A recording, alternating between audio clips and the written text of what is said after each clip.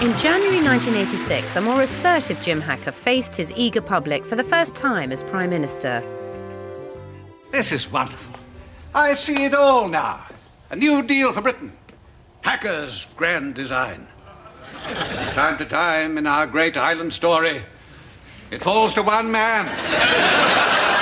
To lead his people out of the valley of the shadow and into the sunlit uplands of peace and prosperity. Paul would sometimes say, do I have to say this line? I can just act it with my face. And so the first couple of times it happened, we said, well, show us what you mean. And he did, and it was funny. So after that, there would nearly always be a line or two in the script which would say, Paul needn't say this line if he doesn't want to. Your predecessor, the previous Prime Minister of Great Britain and Northern Ireland, has just died of a heart attack.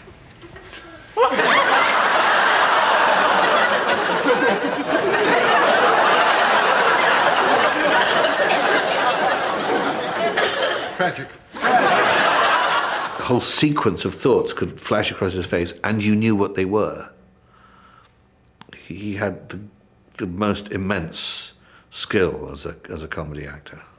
He would develop and expand the comic things that he had created in the rehearsal, and his timing to an audience was absolutely extraordinary. Now look, I realise you have to have loyalty to your colleagues, but you also have a broader loyalty to Cabinet and its policy. I agree. You agree? Yes. You agree with me? I agree with you. I don't quite... Who do you agree with? With you. As the series goes along, Hacker gets better at running things and better at dealing with Sir Humphrey. If you're wanted again at number 10, you'll be sent for. You mean when? I mean when. And if. He became more wily, and just as you thought that he might not have the intellect to cope and deal with anything, he managed to best them. To help Hacker get the hang of things, the writers hurried back to their mole in Whitehall for more inside information. Why did you allow Sir Humphrey to come in here when I explicitly told him not to? Well, I couldn't stop him. Why not? He's bigger than me. Well, it must be confined to the Cabinet Office. How? Lock the communicating door. He has a key. Take his key away from him. Take his key away from him? Take his key away from him. You take his key away from him. We did discover that there is a green baize door between the Cabinet Office and number 10, and that it would be theoretically possible for someone to be locked out. Open this door! Open this door! You'll pay for this! Open the bloody door!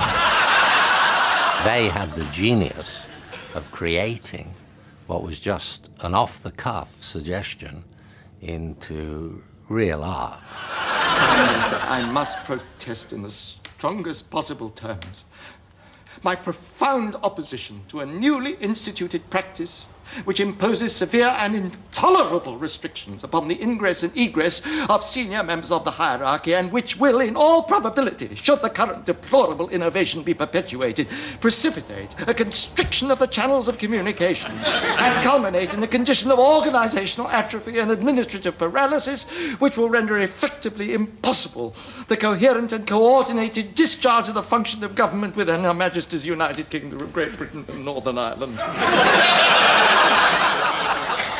You mean you've lost your key? And the best in light entertainment TV performance, the winner is Nigel Hawthorne for Yes, Prime Minister. The public lapped up the new series, and the accolades just kept on coming. We won the BAFTA, the best programme. We kept winning, which is great. Nigel and Paul were always nominated together for Best Comedy Performance. And it was always Nigel that won, and not Paul, and I thought that was just a shame. So did Nigel. He got embarrassed. And Nigel, I think, really wished Paul had won one or two of them, because he didn't need to keep winning, and Paul got more and more disappointed.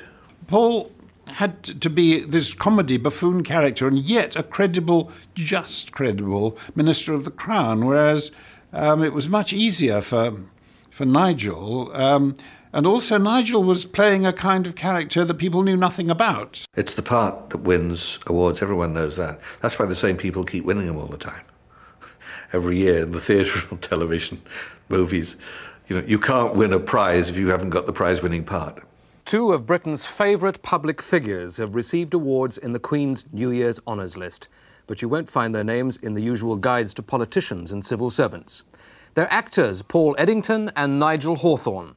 They said, "We'll just get your reaction to the news." I said, "What news?" They said, "Well, your co-stars have been awarded the CBE." And I said, "What for?" And that was headline. Bernard says, "What for?" Could have added, "Where's mine?" No. The comedy was interrupted by harsh reality when Paul Eddington was diagnosed with skin cancer. Paul was beginning to show signs of his illness, and we were worried whether or not he could really stand up to the strain of another series. I know exactly who reads the papers. The Daily Mirror is read by people who think they run the country. The Guardian is read by people who think they ought to run the country. People don't really notice this, but he is mostly behind his desk. The Times is read by the people who actually do run the country. The Daily Mail is read by the wives of the people who run the country. We minimised the amount Hacker had to move, and he minimised it, and he remained just as funny. The Morning Star is read by people who think the country ought to be run by another country. The Daily Telegraph is read by people who think it is. I'm Prime Minister. What about the people who read The Sun? The Sun readers don't care who runs the country, as long as she's got big tits. The pressure was growing on us because the show had become such a kind of institution by this time.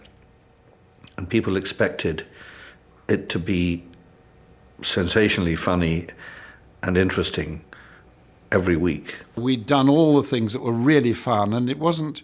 it would start to be a bit repetitive. We thought we'll quit while we're ahead.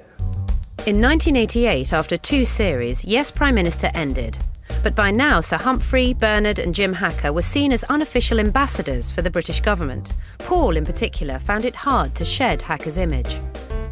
Paul went to Australia, for example. I mean, he was greeted like a prime minister rather than like an actor, and he'd be treated as if he was the prime minister or the minister. He thought it was terribly funny. I wanted Paul to stand for Parliament. I wanted him to change his name by deed poll to Jim Hacker and enter an election. He would have won. He would have, and I said, if you become an MP, I promise to write all your speeches, and we can have tremendous amount of fun. And he said, but Paul was kind of responsible person. He said, that would bring the whole edifice tumbling down in ruins. And I said, well, yes, it might. He said, no, I can't do that. Paul Eddington carried on acting, and his last major part in The Chamomile Lawn reunited him with his Good Life co-star Felicity Kendall. He died of cancer in 1995. Nigel Hawthorne built on the success of Yes, Prime Minister, winning awards for the title role in The Madness of King George. In 1999, Sir Humphrey became Sir Nigel. Anthony Jay also received a knighthood for services rendered. Tony got his knighthood for something that I was very eager for him to keep under wraps, and it did more or less stay under wraps till after the show. He wrote party political broadcast for Mrs. Thatcher. That went on right through the Yes Minister years. So they were more and more cagey, the civil servants, thinking I'm going to make fun of them, whatever they say. But they took it very well and were very helpful. And of course it did. I mean, it obviously helped my understanding of how things happen in politics. He really got it for political services to the Conservative Party. Something that I could never have got and would never have wanted. Sir Anthony Jay continued writing political speeches and books and making films for Video Arts. Jonathan Lynn's future lay in America, directing hit movies such as My Cousin Vinny and The Whole Nine Yards. I've made 1 or 2 very good films, and 1 or 2 that are less good, due to the pressures of the Hollywood system, which it took me a while to understand. But I'm still at it, and I'm still having a good time.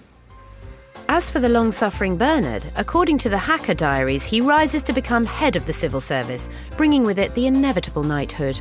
Sir Bernard Woolley. So in the end, I did get Kay. Derek Folds left Westminster far behind to appear in over 300 episodes of the ITV series Heartbeat. Mr. Blaketon. Yeah, very observant, David. So Jim Hacker entered the Political Hall of Fame and Sir Humphrey became synonymous with the civil service. From an uncertain start, Yes Minister went on to win more BAFTAs than any other British comedy series. Since then, politicians have come and gone, but the trials of Hacker, Humphrey and Bernard remain as relevant as ever. Civil servants still wear the same suits. Politicians are still just as devious. Spin is just as common. So I think it stands up very well. Is it the truth? The truth and nothing but the truth. The whole truth? Of course not. Very little has changed in Westminster. I've just finished Alistair Campbell's diaries, and it seems to me that life goes on very much the same way as it was portrayed in the series. We've no real power. We're just a sort of American missile base, that's all. I enjoy the fact that we got it right. We managed to be both funny and informative. I have a problem, and I need your help. Oh dear, oh dear, oh dear. Can't you run the country on your own? It's one of the loveliest sounds to a comedy writer's ear is the sound of people laughing at his gags. I think he wants to govern Britain. Well, stop him, Bernard. Great scripts. Two wonderful, wonderful actors who became, two of my best friends in the world. And I thank them. And I miss them. One must stick by one's friends. Loyalty? Yes, Minister.